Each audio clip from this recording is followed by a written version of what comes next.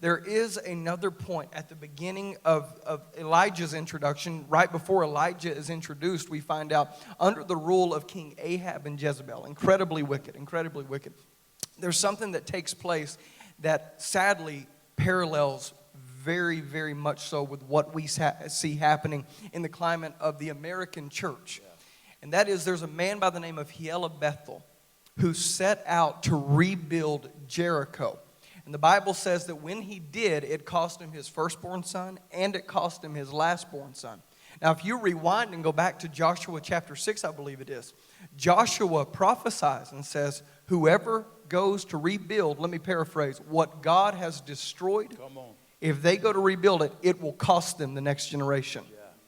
What is 2020 and 2021? And it's obvious 2022 is heading the same way. What have these years where life as it has been interrupted?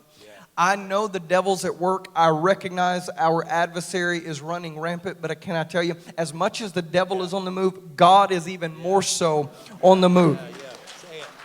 He's on the move. And this is one of the words that the American church hates to hear. He is coming back saying, I want my church back. I'm jealous for a people that do not look like their culture, but they look like me. I'm coming back for a bride without spot, wrinkle, or blemish, and I will wage an all-out war, come on, until something happens and my people turn back to me. And how does the church respond? I get passionate about this. How does the church respond as we've seen 2020 unfold and 2021 and now as we're stepping into 2022? How is the church supposed to respond? I'll tell you this, if we ever seek to rebuild Jericho, it'll cost us the next generation. If we ever seek to rebuild church the way it was, man-centered, entertainment-centered, American dream-centered, God is not looking for an American Christianity. He's looking for His kingdom to come to earth. As it is in heaven.